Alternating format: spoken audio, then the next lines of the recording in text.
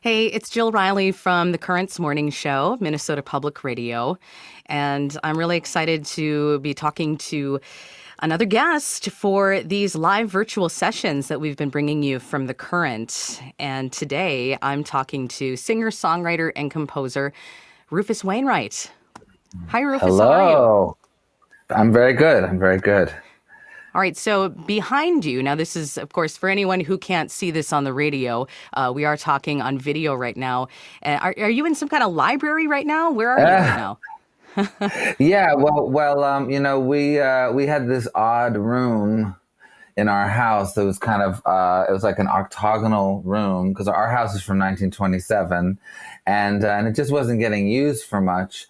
And so yes, we turned it into a library, and which has been fantastic for this period we're in now because certainly doing a lot of reading. Yeah, I hear you. It almost looks like you need one of those ladders, like those old school, Yeah, like library ladders. yeah. Well, Rufus, you mentioned that you're at home, and where is home now? Home now is in Los Angeles. I live in my husband and I and our daughter Viva live in Laurel Canyon, so Hollywood area, and yeah, we've been here for about 5 years now, and it seems to be working. I mean, it's there's tricky stuff out here with the with the environment and also COVID hasn't been stellar, shall we say, the process. But in all, it's a fantastic place to live. Well, Rufus, let's talk more about that, kind of the path that led you to California and where you're living now. We'll talk more Yeah. about that coming up, but you have recorded some songs for us here at The Current, and the new record is called Unfollow the Rules. And so we want to get you to play a couple of those songs in a row before we talk Yes. more. So Great. Unfollow the Rules. If you could help me just set up the record in this first song, A Peaceful Afternoon. Yes. It had been, what, about 8 years since Out of the Game, and then you went on to, Yes. really pursue a type of music that you're passionate about, and now kind of coming back to your roots. Yeah. Yeah. No, I definitely took a hiatus in the opera world mainly. I composed two operas in that space of time, and also worked on some other projects as well, like the Shakespeare Sonnets album. Anyways, but yeah, no, I guess I felt the need to just I don't know, really explore the far nether regions of my creativity. And so yes, I always intended to come back, and I think my audience was very excited to return. Though they were very patient, and I think they enjoyed the trip as well. But they wanted to get home too. So this first song that you've made a video for the Yes, current audience, it's called yeah, Peaceful Afternoon. Can you tell me a yes, little bit about the song? yeah. No, I wrote it for my husband Jorn, who we've been together for. Well, we just celebrated our eighth wedding anniversary, and we've actually been together for 15 years. So it's, in gay years, it's like a million. Well, happy But anniversary. yeah, yeah. So we're still going, and yeah, I like to write a song about him on all my record, one of my records, and he pops up even in certain verses and stuff. So he's such a big part of my life, obviously, and I felt it necessary to celebrate that. The world needs more love songs, so I wrote this one. Do you feel like there's a lot of pressure when you write a love song for for your husband? I Mm, mean, I yeah. would feel some pressure, like I had to be really Eh, sweet. I yeah. mean, do Yeah, you yeah, do no, you no, ever no, write? no, yeah, no, Yeah. yeah, no, there is total pressure, but I think on the other hand, it really makes you have to search and really kind of work at it a little bit and really think about why this person is in your life and how things have been going and really start to celebrate the victories along the way. So I think it is pressure, but as for anybody who's been in a long-term relationship, I mean there's ups and downs, and you have to work at it sometimes. And certainly Mhm. writing a song about it gets to the crux of the matter. So yeah. Well, And the before song, we talk, and I had to say the song mentions all that stuff. It's it's not an easygoing song when you really listen to the lyrics. So joy. well, let's take a listen to it. So we're going to get a couple new songs from the record "Unfollow the Rules," starting with this one. It's really pretty. It's called "Peaceful Afternoon," and I'm with Rufus Wainwright here on The Current.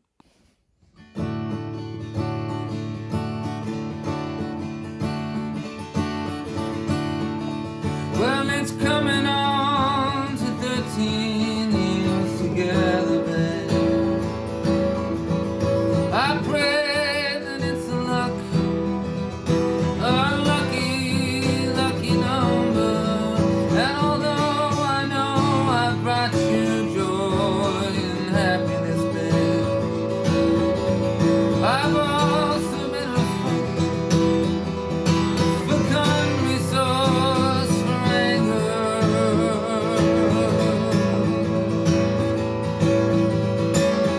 Cause it's all a part of the game. Yeah, it's all a part of the symphony. And I pray that your faith is the last I said on a peaceful afternoon. And now that our machine is laughing at us, I pray that nothing chucks a wrench into the matter. But between sex and death and pride, I keep the kitchen clean. Remember wild roses bloom, best in ruins forever after. Cause it's all a part of the game. Yeah, it's all a part of the symphony. And I pray that your faith is the last I said on a peaceful afternoon. Leaving the living room. Na, na, na,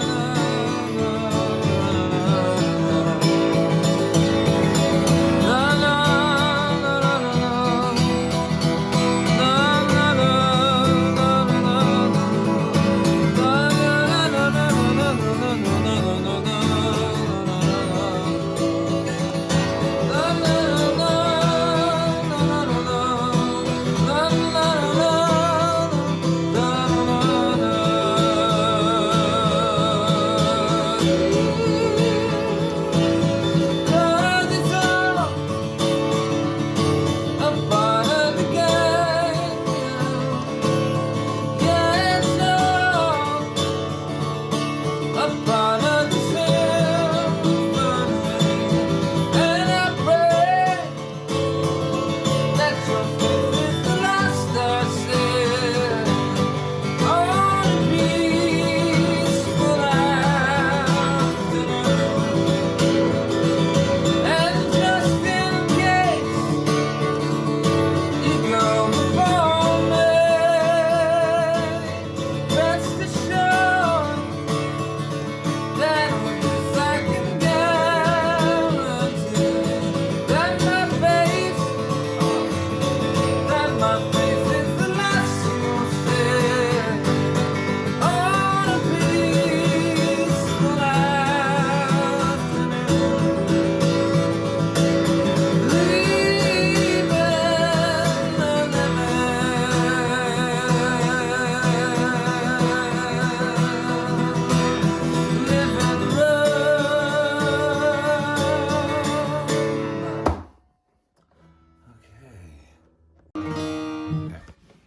Okay. Only the people that love.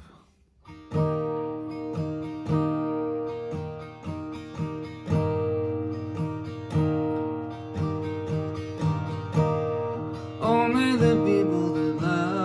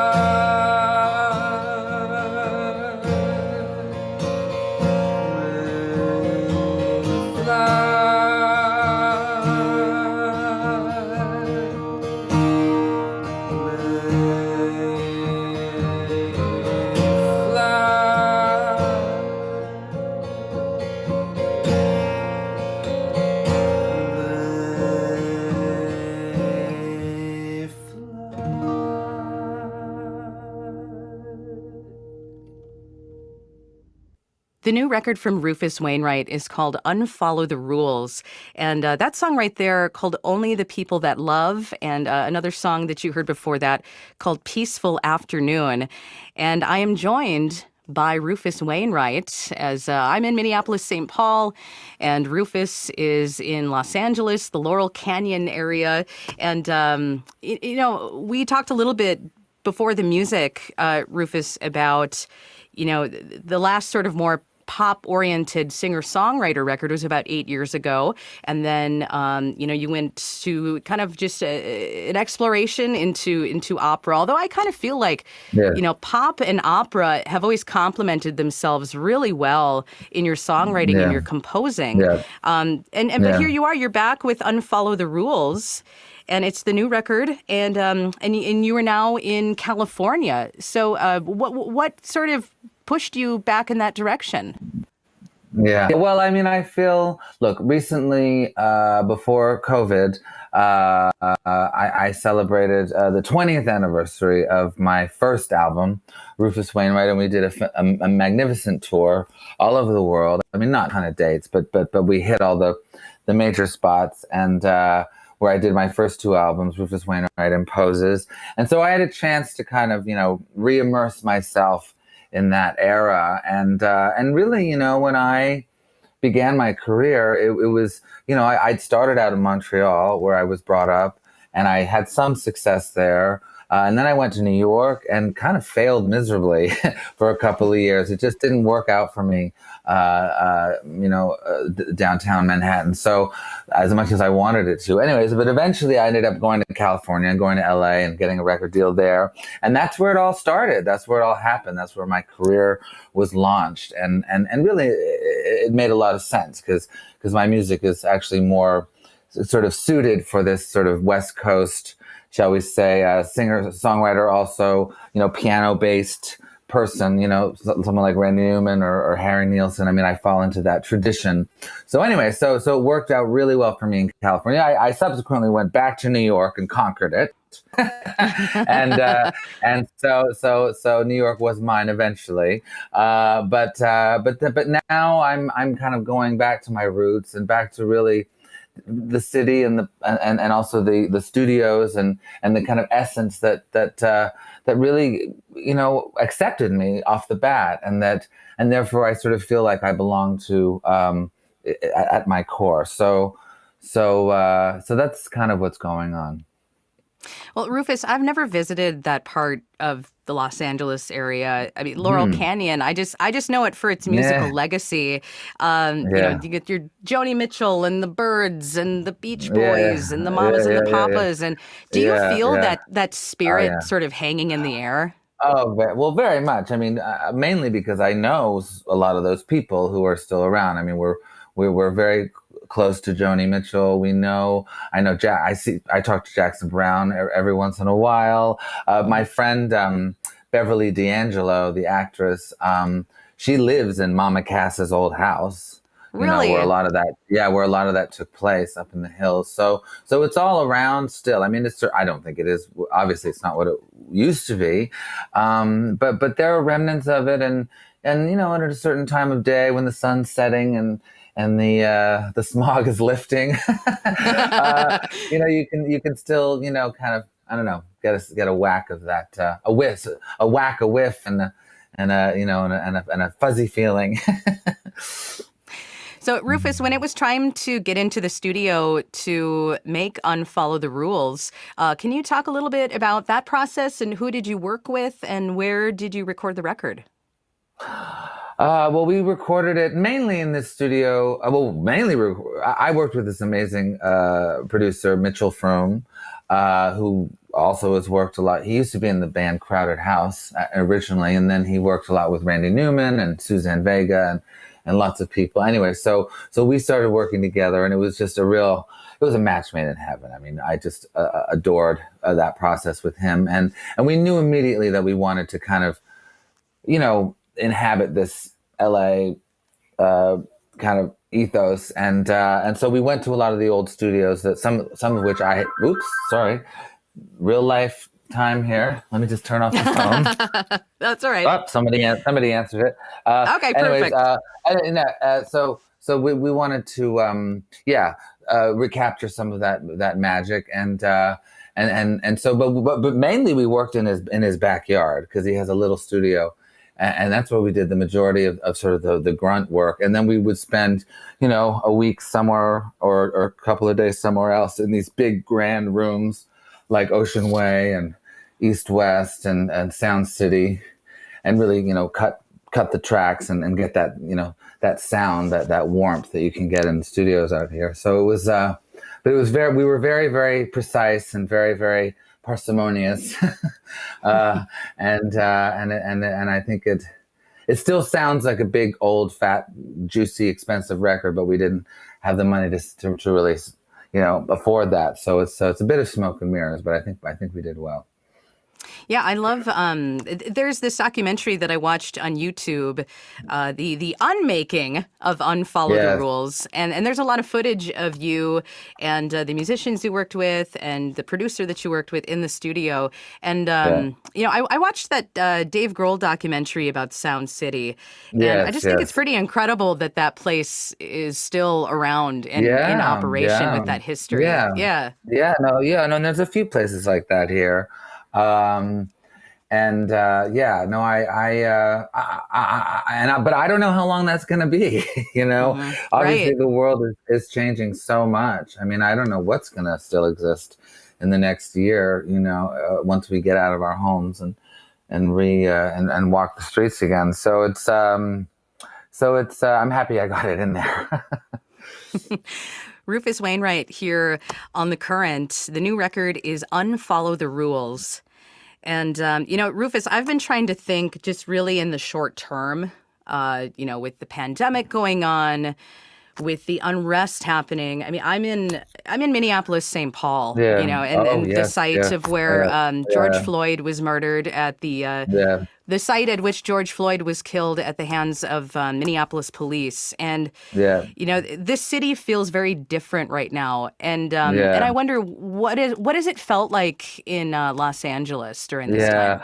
Well, I think with LA, the sense that I'm getting is that this kind of surreal quality that LA has always had, especially Hollywood, when you're, the boulevard with the stars and the kind of fake Spider-Man and the muscle bodybuild, Arnold Schwarzenegger wannabes, like this whole strange, surreal quality has gotten considerably darker, and more kind of spooky because everything's closed. A lot of things are closed. It looks pretty battered. There's so many homeless. I mean, the thing with LA is that the homeless problem, it's just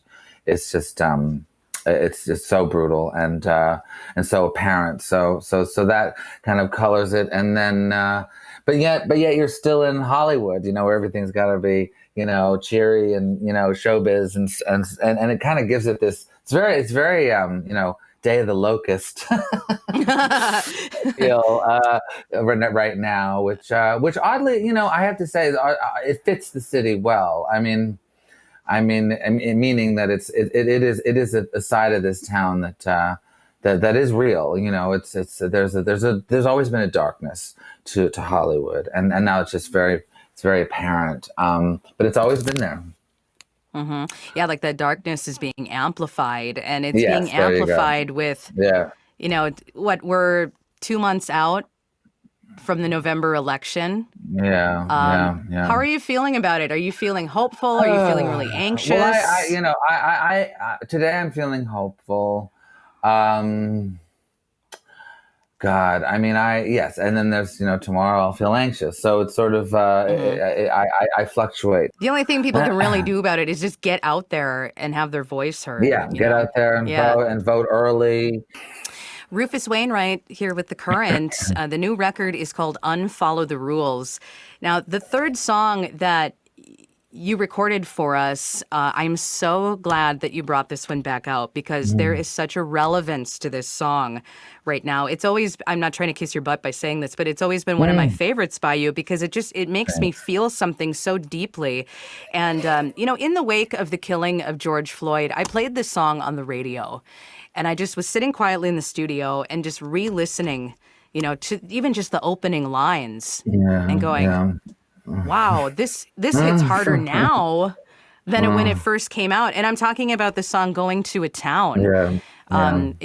Has that song? I mean, even as you, of the writer of that song and the performer, has that song really changed meaning for you? Well, yeah. I mean, I've sung it for years. Obviously, I mean, I wrote it after the Iraq War, and then it kind of, and it's interesting because when I sang it at that period, I would get a lot of boos from Republicans and stuff.